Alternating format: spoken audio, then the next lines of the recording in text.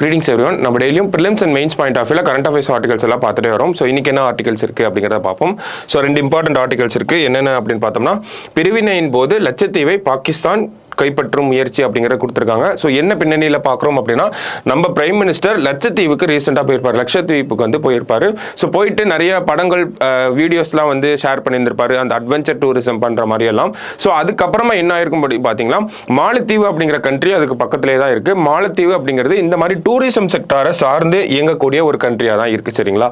So இந்த tourism sector அப்படிங்கிறது பாதிப்படையும் அப்படிங்கிறத பயப்படுறாங்க மாலத்தீவு. ஏன் அப்படின்னு பார்த்தீங்கன்னா, நம்மளோட பிரைம் மினிஸ்டர் லட்சத்தீவு போய் அங்க இருக்கக்கூடிய அந்த டூரிசம் பொட்டன்ஷியல் அப்படிங்கறத சொல்லுவோம். சோ அந்த டூரிசம் பொட்டன்ஷியலாம் வெளியே காட்டினால மாலத்தீவுக்கு வரக்கூடிய அந்த சுற்றுலா பயணிகள் எல்லாமே இந்தியாவில் இருக்கவங்க தான் அதிகமா மாலத்தீவுக்கு போவாங்க சுற்றுலாவுக்கு.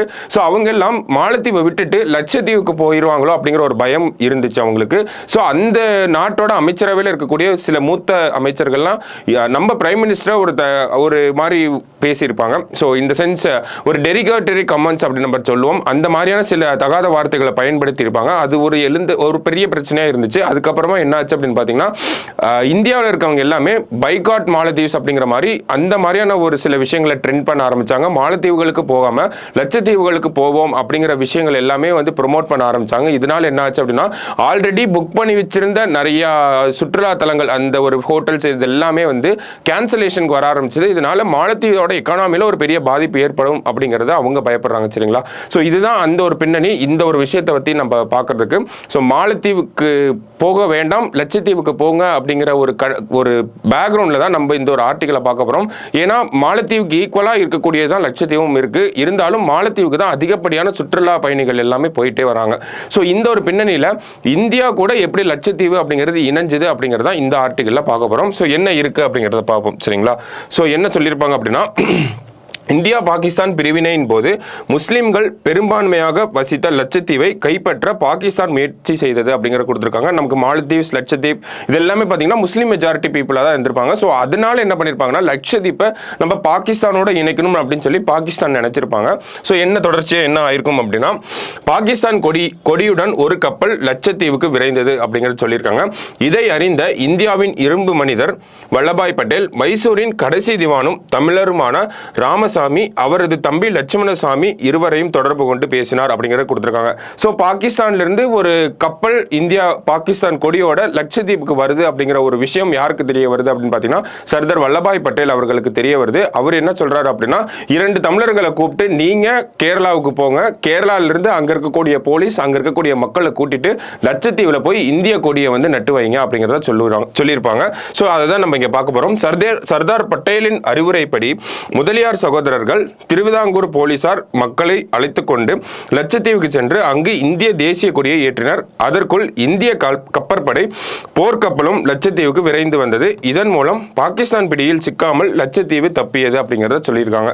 ஸோ அந்த 2 பேரை கூப்பிட்டு சர்தார் வல்லபாய் பட்டேல் நீங்க கேரளா போலீஸ் அண்ட் பீப்புளை கூட்டிட்டு போய் லட்சத்தீவுல இந்தியாவோட கொடியை வந்து இந்தியாவோட பிளாகை வந்து நீங்க ஏற்றணும் அப்படிங்கிறத சொல்லியிருப்பாங்க.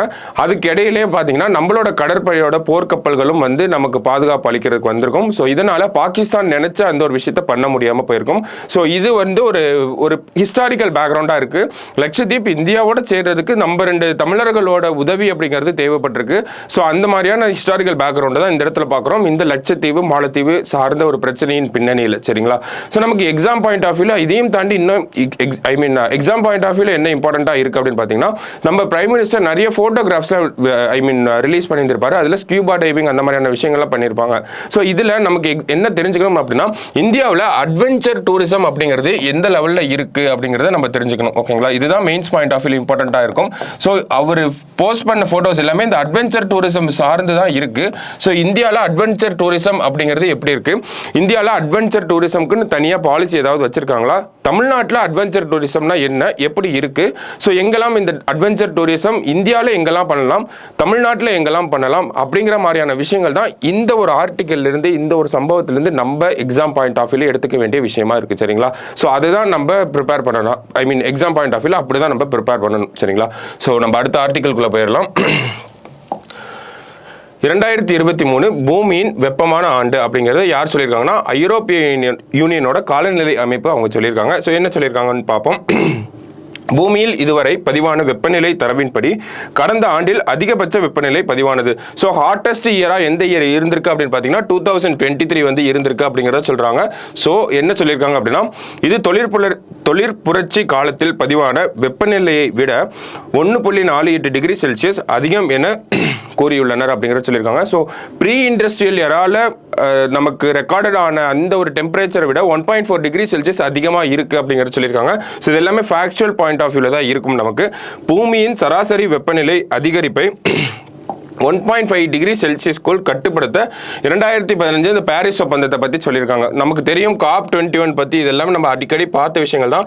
COP21 2015 பாரிஸில் நடந்திருக்கும். இதில் என்ன சொல்லியிருப்பாங்க அப்படின்னா அந்த குளோபல் வார்மிங் அப்படிங்கிறத 1.5 டிகிரி செல்சியஸ்க்குள்ள கட்டுப்படுத்தணும் அப்படிங்கிறது சொல்லியிருப்பாங்க.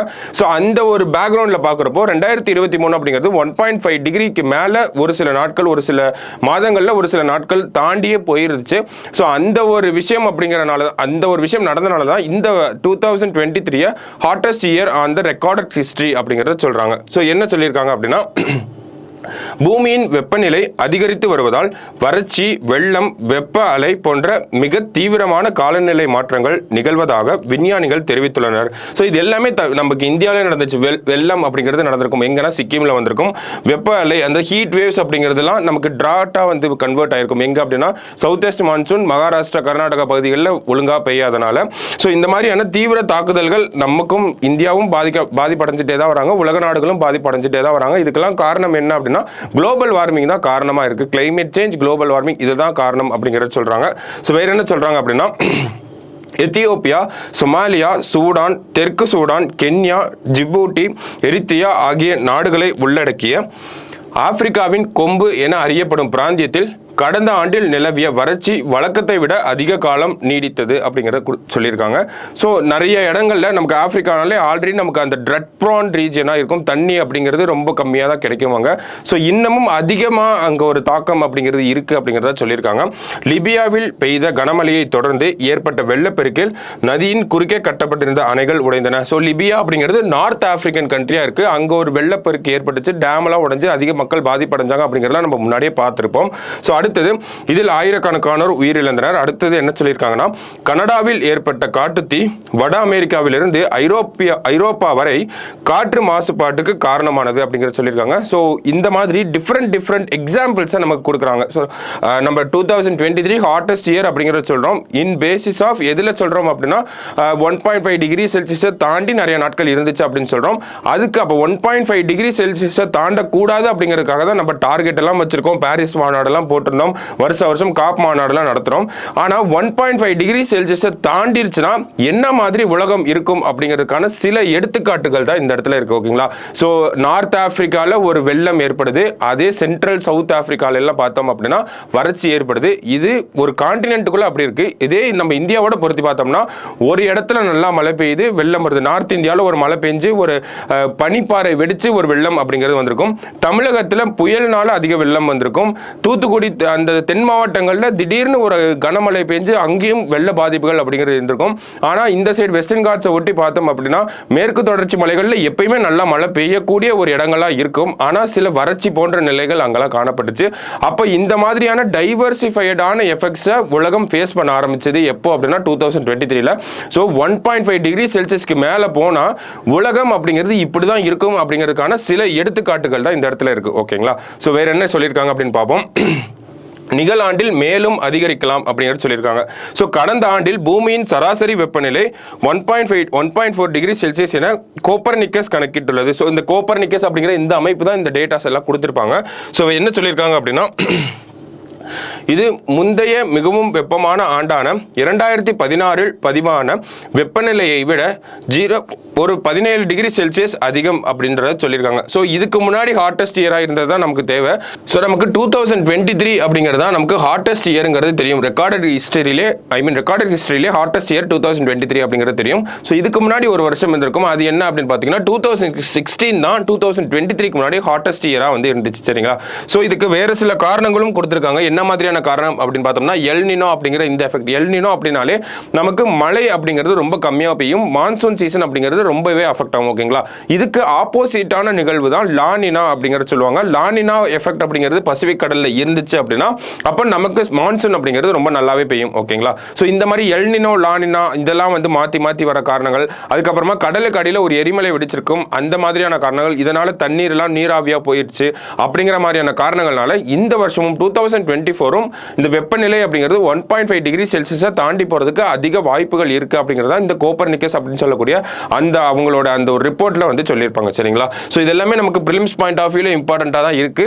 அதே மாதிரி மெயின்ஸ் பாயிண்ட் ஆஃப் வியூல இந்த சில டேட்டாஸ் இந்த 2023 அப்படிங்கிறது ஹாட்டஸ்ட் இயர், எதனால இந்த எல் நினோ அந்த எரிமலை வெடிப்புகள் இந்த மாதிரியான காரணங்கள்னால தான் இப்படிலாம் இருக்கு அப்படிங்கிறதெல்லாம் நம்ம அங்கங்க கோட் பண்ணி எழுதுற மாதிரி இருக்கும். இந்த டேர்ம்ஸ் ஆஃப் கொஸ்டினுக்கு ஏற்ற மாதிரி அந்த நம்ம டெம்ப்ளேட்டை செட் பண்ணி எழுதுற மாதிரி இருக்கும். சரிங்களா, ஸோ இன்னைக்கு 2 இம்பார்ட்டன்ட் ஆர்டிகல் பார்த்தோம். அதில் நம்ம அந்த லட்சத்தீவு அப்படிங்கிற அந்த ஒரு விஷயத்தில் அட்வென்ச்சர் டூரிசம் பற்றி தெரிஞ்சுக்கிறது ரொம்பவே இம்பார்ட்டண்ட்டாக இருக்குது. நான் ஆல்ரெடி ஒன்ஸ் கேட்டிருக்காங்க, அது வந்து இன் டேர்ம்ஸ் ஆஃப் தமிழ்நாடு வச்சு கேட்டிருக்காங்க. ஸோ நமக்கு அடுத்தபடியாக கேட்கணும் அப்படின்னா இந்தியாவில் டூரிசம் எப்படி இருக்குது, அதில் அட்வென்ச்சர் டூரிசமோட ரோல் என்னவா இருக்குது, அதோட அட்வென்ச்சர் டூரிசம் எவ்வளோ ஜிடிபி கான்ட்ரிபியூஷன் அதெல்லாம் இருக்குது. ஸோ இந்தியாவில் எங்கெல்லாம் அந்த அட்வென்ச்சர் டூரிசம் அப்படிங்கிறத பண்ணுறாங்க, தமிழ்நாட்டில் எங்கே பண்ணுறாங்க, ஸோ லட்சத்தீவில் அட்வென்ச்சர் டூரிசம் என்ன ஸ்டேட்டில் இருக்குது, இந்த மாதிரியான விஷயங்களை தெரிஞ்சுக்கணும் மெயின்ஸ் பாயிண்ட் ஆஃப் வியூல, குறிப்பாக group 1 and group 2 mains point of வியூல. சரிங்களா, ஸோ இன்னைக்கு 2 இம்பார்ட்டன்ட் ஆர்டிகல் பார்த்துருக்கோம். நாளைக்கு இன்னொரு அனாலிசிஸ்ல மீட் பண்ணலாம். தேங்க்யூ.